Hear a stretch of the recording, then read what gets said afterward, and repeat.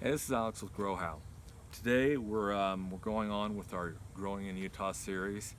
It's the middle of July. It's the 17th of July, and right now we are going into our really dry season.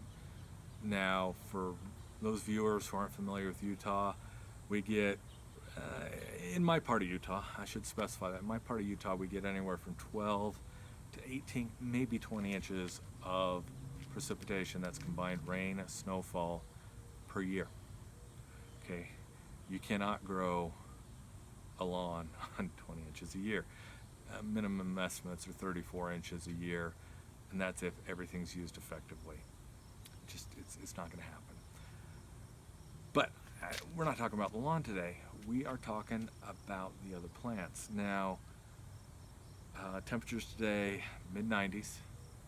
Going to be mid 90s, low to mid 90s for the next probably week. This is generally the hottest time of the year. In the next 6 weeks, I expect either near 100s or 100s for our daytime temperatures. We're low moisture, we're fairly high heat. That's going to do some things to your plants. Now, if you happen to have a maple, you might notice right now or in the next couple of weeks that you're going to get some browning along the edges of your maples. Same for birch trees. If you grow squash in your garden, you're going to notice probably that your squash is going to wilt during the middle of the day. You'll notice other things that are being stressed, that are dry, they're struggling. Lawns will struggle this time of year. It's too hot for them to grow, and a lot of them will just go dormant unless you're taking care of them. So one of the first things you need to do if you see something that looks water related this time of year in Utah is don't panic. Helps to have a towel too, but don't panic. And it's not going to necessarily be the end of the world. Now, it does mean that you've got to make sure that you're doing things the right way. That's going to depend on what plant you've got. So the first thing you need to do is identify what kind of plant you've got. Well, I've got a tree and it's got leaves that are browning along the edges. Okay, what kind of tree is it? Is it birch? Is it a beech? Pardon me, birches usually don't have a problem, but they can. Beeches quite often do get brown around the edges. Maple. Other types of trees, those are the ones that I notice a lot. You need to identify what it is, and then you need to make sure that you're doing it right. Now, for a tree, they don't need to be watered every day. In fact, a lot of people have been killing their trees by watering every day.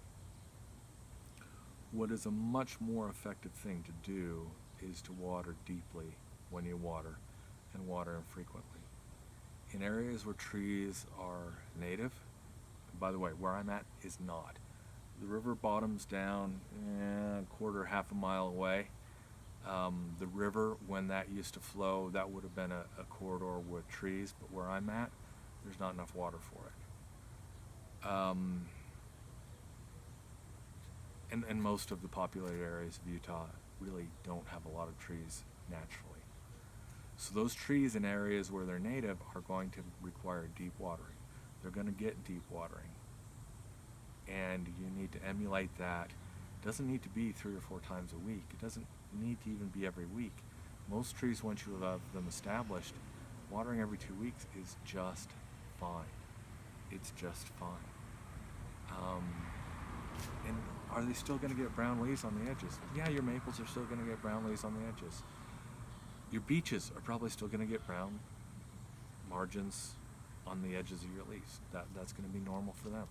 The climate is just too harsh for them to necessarily be able to adapt to it. Some will. Some years they'll be good, some years they won't be so good, but they'll adapt to it. In the case of things like squash, people this time of year panic. Oh, my squash is drooping.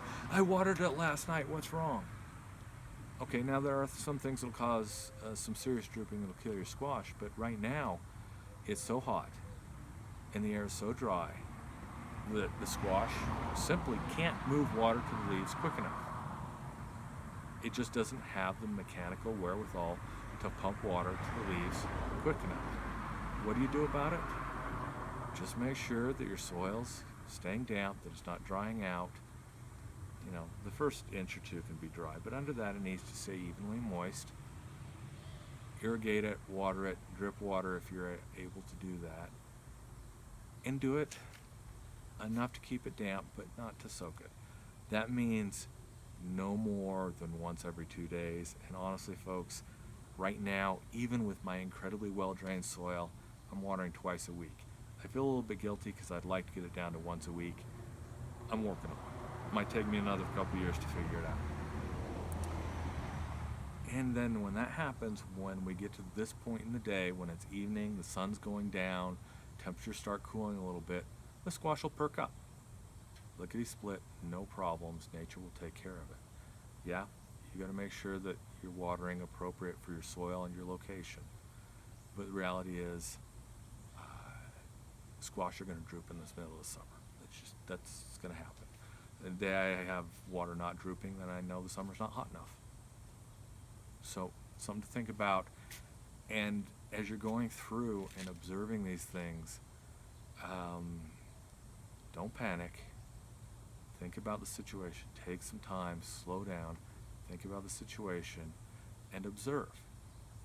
If you've got plants that are drooping in the middle of the day and they perk up at night, yeah, chances are they're not getting enough water because they can't pump it quick enough.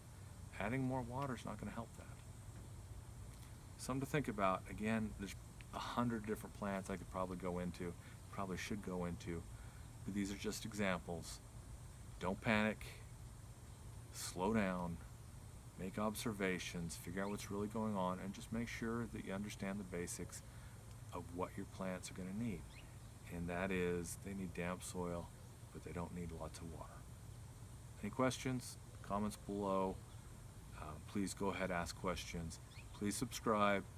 I would like to be able to help people on a regular basis, but I'd also like to help more people. Getting YouTube to notice you requires subscriptions. That's life. So thank you very much. Again, catch you later. Manana.